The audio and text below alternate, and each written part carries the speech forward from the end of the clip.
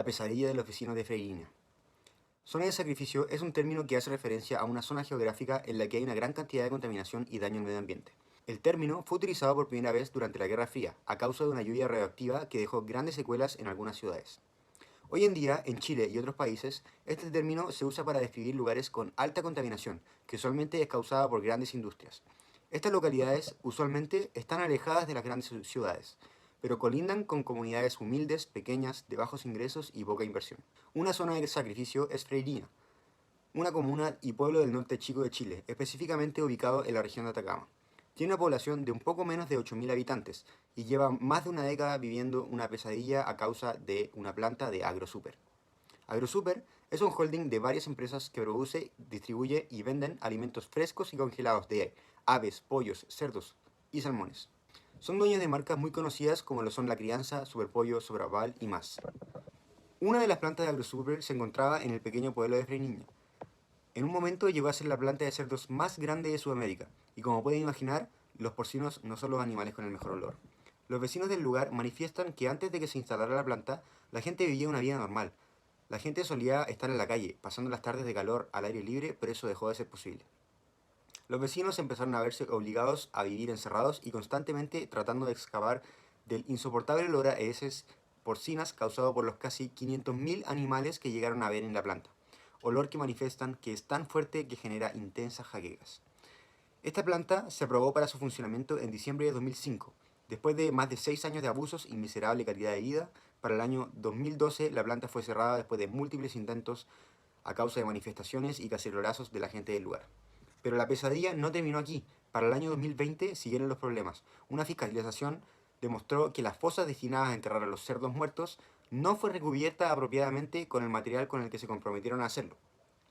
Esto puede generar que las napas subterráneas del lugar se contaminen, así vulnerando la salud y vida de todas las personas que vivían cerca de estas fosas. A pesar de la gravedad de los hechos, aún no se hace un estudio completo para determinar si las napas subterráneas efectivamente fueron contaminadas o no, así que los vecinos viven con esa incertidumbre. También, los vecinos manifiestan que esta planta destruyó mucha vegetación que se encontraba en el lugar, plantas y flores propias del desierto florido que ahora simplemente ya no crecen. En esta zona de sacrificio hay múltiples derechos que se ven vulnerados, tanto como civiles, sociales y medioambientales. En el artículo 19 de la Constitución Política de la República de Chile, se establecen garantías y derechos que son fundamentales para todas las personas. Específicamente, en el caso de Freirina, a los habitantes de este pueblo se les vio vulnerado directamente el derecho que aparece en el número 8 de este artículo, que es el derecho a vivir en un medio ambiente libre de contaminación, donde el Estado debe velar por que este derecho no sea vulnerado y velar por la preservación de la naturaleza, cosa que claramente no está ocurriendo aquí. Como dijimos anteriormente, el insoportable olor causado por la planta no es solamente desagradable, sino que también afecta a la salud mental y física de los vecinos del sector, derecho que también está consagrado en el artículo 19, esta vez en el número 9. Tenemos citas como: el olor asqueroso afectaba la concentración de los niños, traía alteraciones respiratorias a las personas que sufrían asma y malestares estomacales. Con esto podemos evidenciar que otro derecho vulnerado es el número 10, el derecho a la educación.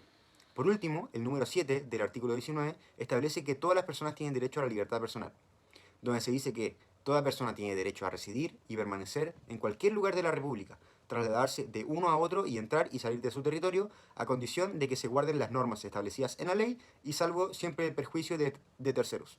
Y como vimos hace unos segundos atrás, las personas de Freirina no podían moverse con tranquilidad, no podían salir de sus casas. No tenían la libertad de salir de sus casas y disfrutar del aire libre, ya que era un insoportable olor que se volvió un olor esclavizante. Como vimos anteriormente, no solo son los olores lo que contamina. Lo que se descubrió acerca de la posibilidad de que las fosas mal construidas hayan contaminado las aguas no solamente vulnera el derecho a la salud, sino que vulnera el derecho más importante de todos, el número 1 del artículo 19, el derecho a la vida. Con respecto al tema de los derechos de distinción y de igualdad, se ve claramente cómo lo privado, que es la planta de cerdo, pasa a llevar gravemente lo público, que es la vida de los pobladores, y podemos ver que existe claramente un problema en cuanto a la concepción de igualdad, ya que los derechos de los pobladores no son respetados, no solo en esta zona, sino que en todas las zonas de sacrificio. Esta comuna fue fundada en 1752, bajo el gobierno español. Nunca tuvo problemas de resonancia mediática o malos olores hasta el año 2012, 6 años después de que se aprobara la superplanta de AgroSuper.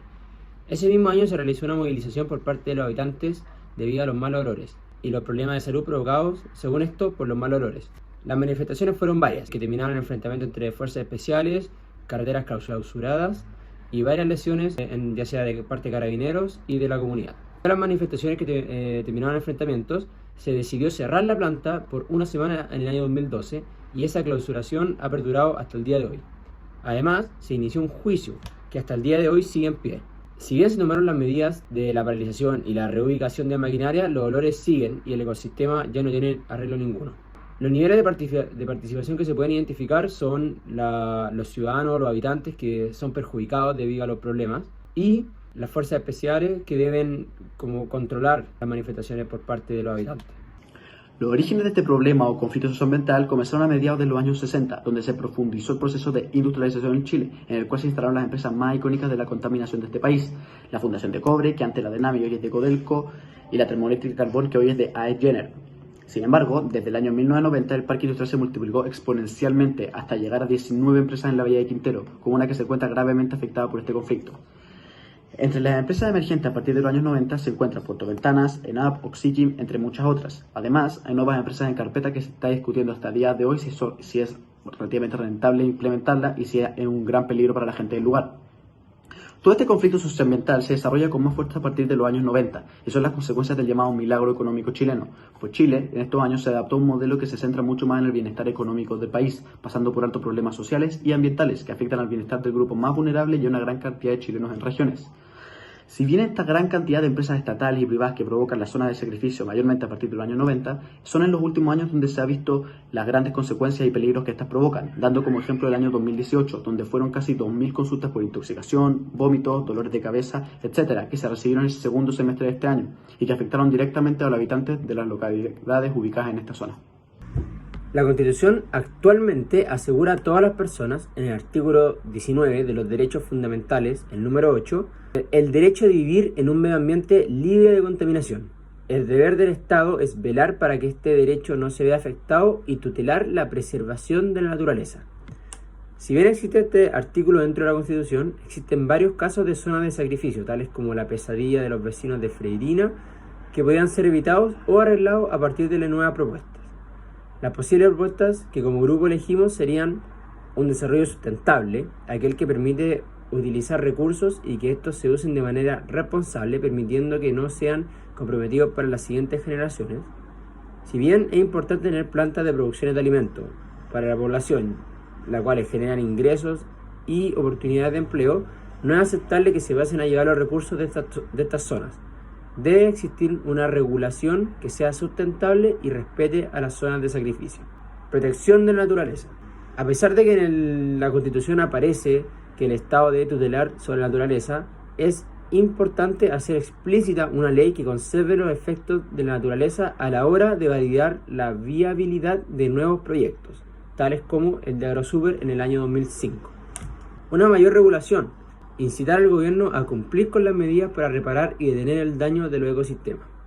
Y por último, una mayor participación ciudadana. Para ello, proporcionar redes de espacio y de colaboración con expertos a través de charlas y foros gestionados por las municipalidades.